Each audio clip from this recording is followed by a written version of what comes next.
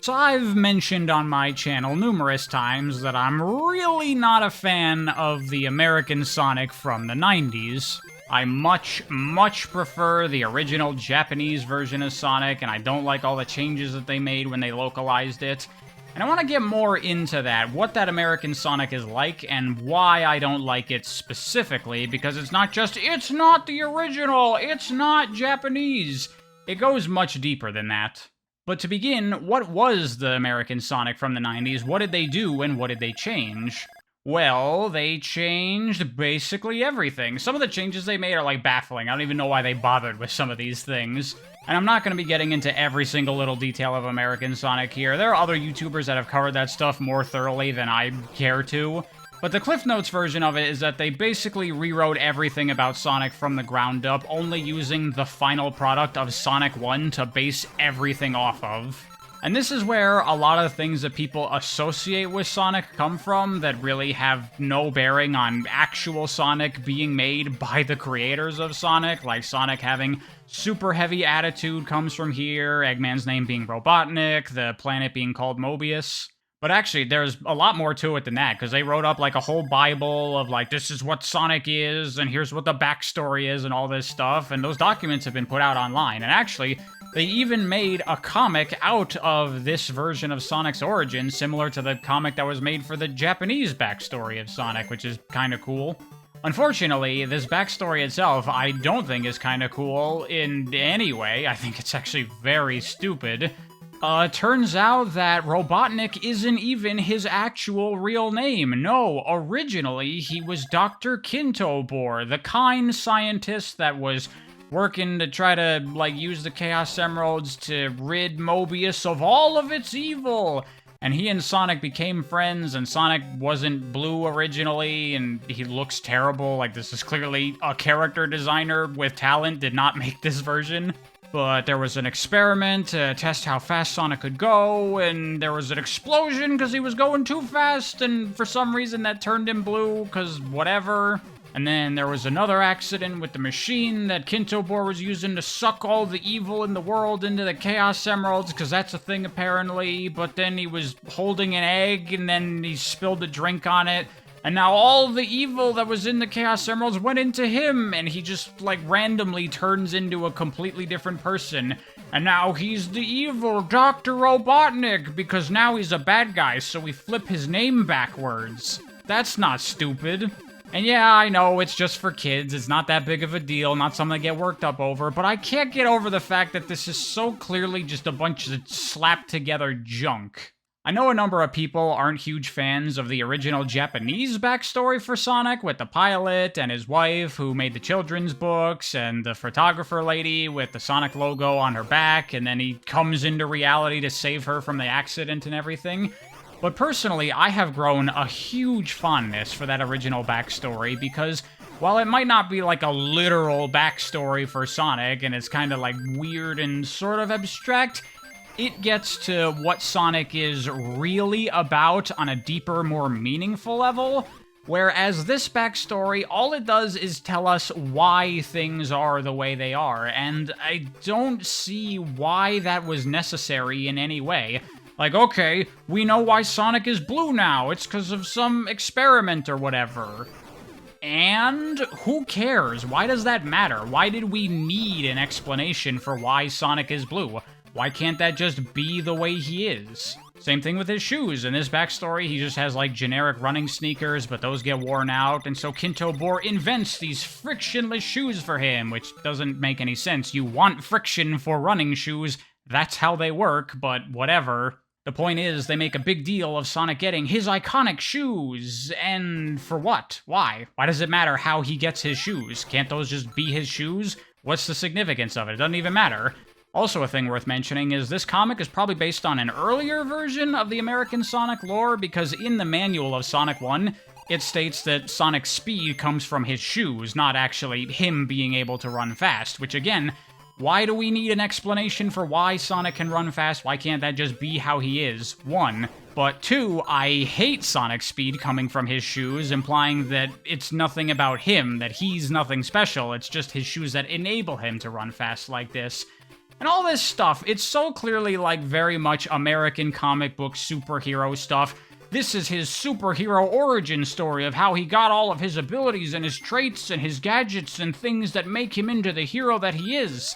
But none of this stuff actually adds any meaningful substance to Sonic whatsoever.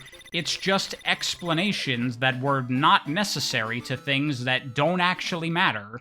Another thing about this stuff that I dislike is because it's lazily slapped together without much thought, they don't bother to do this same stuff for any of the other characters.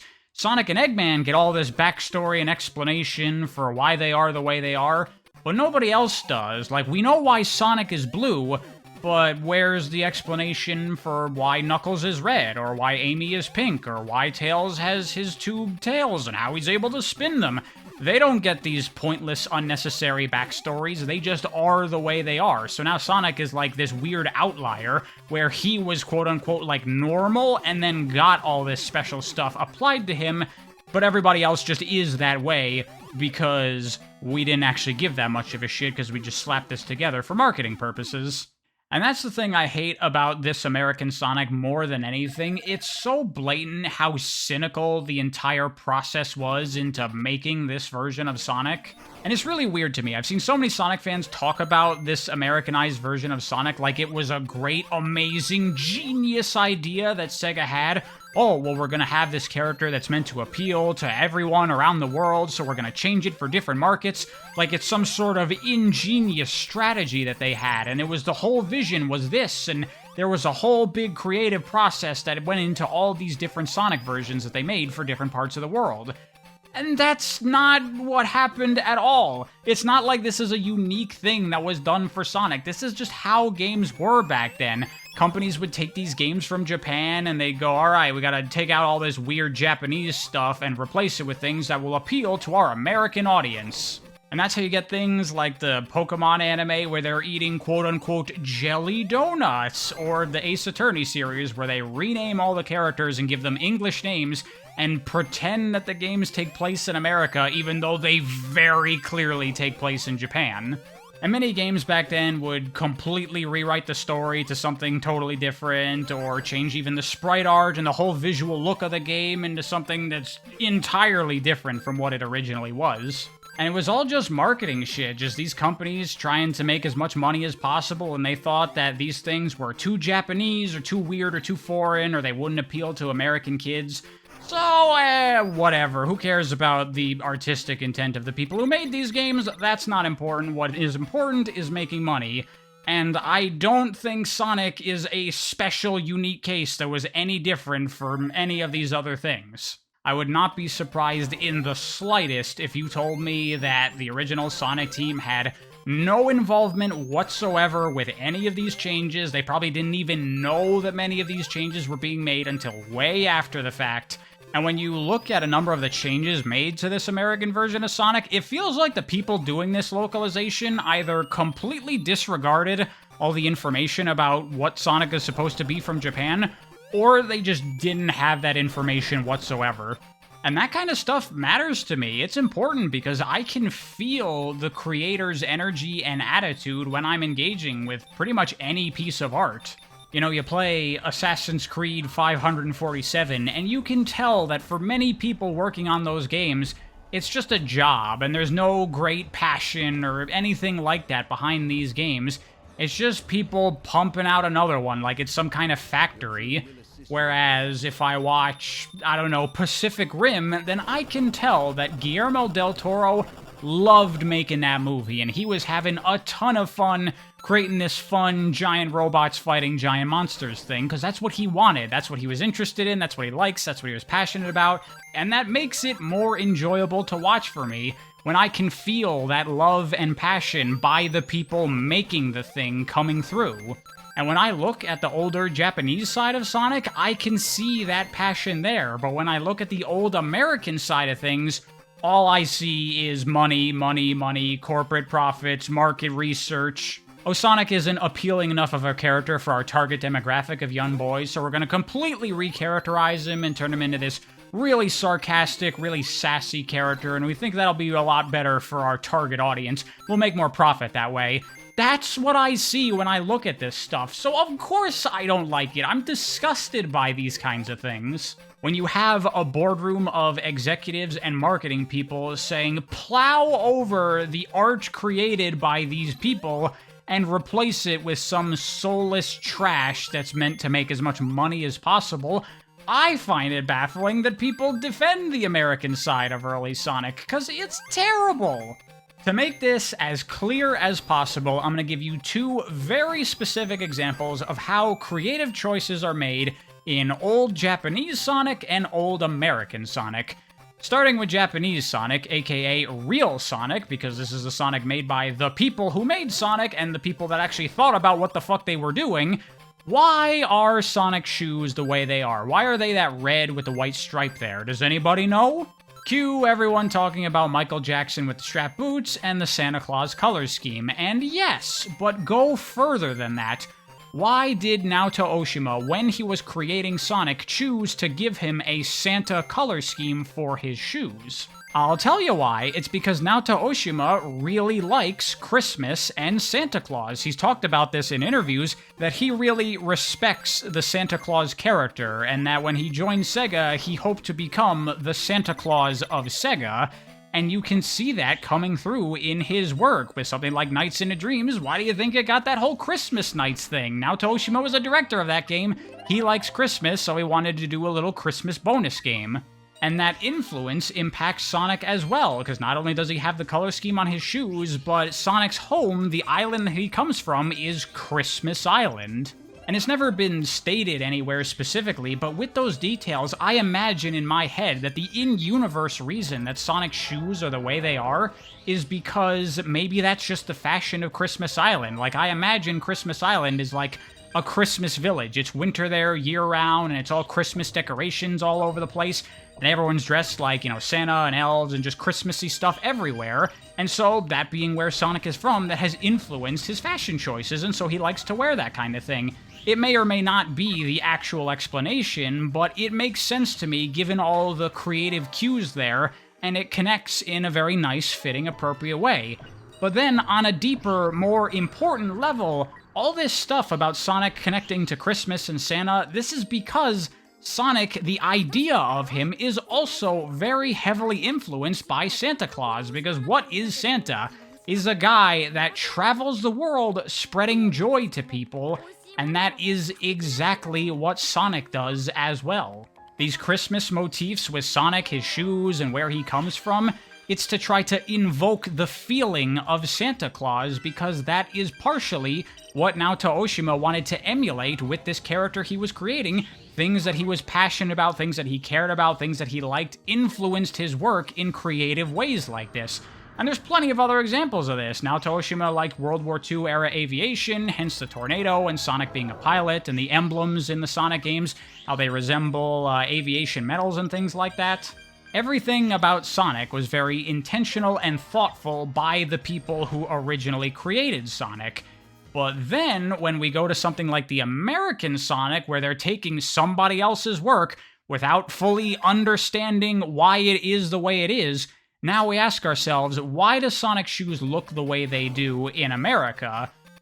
Because that's how they look in the game that we got from Japan, that's it. Sonic's not from Christmas Island. All those Santa motifs and trying to emulate the feel of Santa, that's all gone, because Sonic's been completely recharacterized and he's handled very differently as a character. So all these things that are there for a reason, that were done very thoughtfully and purposely, now they're just like random stuff that's just, it is the way it is because that's the way it is. And instead, the new things for the American Sonic that were thought out and do have a reason behind them are things like Sonic eating chili dogs, which, by the way, doesn't even come from the games. That's never mentioned in any of the manuals. That comes from the cartoons, but whatever. Once again, I asked the question, why did they choose to make Sonic love chili dogs in the American Sonic stuff?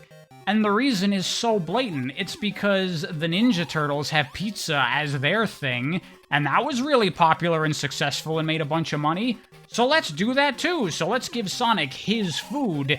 And, what food is it? Whatever, who cares? Chili dogs? Sure, why not? Let's go with that. And so now that's a thing. Sonic loves chili dogs because we're trying to fucking rip off Ninja Turtles.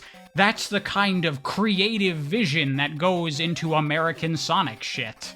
And this is why I don't like Robotnik or Chili Dogs or any of this kind of stuff getting incorporated into the Japanese Sonic game stuff now. This is why I'm such an elitist or whatever. Because of course I am. I don't want this horrible, cynical crap infecting the version of Sonic made by people that actually gave a shit about what they were doing. And I'll fully admit, I think that Sega of America back in the 90s was probably right to make these changes because I don't think the Japanese Sonic would have been super appealing to a Western audience. So from a business marketing money-making perspective, it was probably a good call.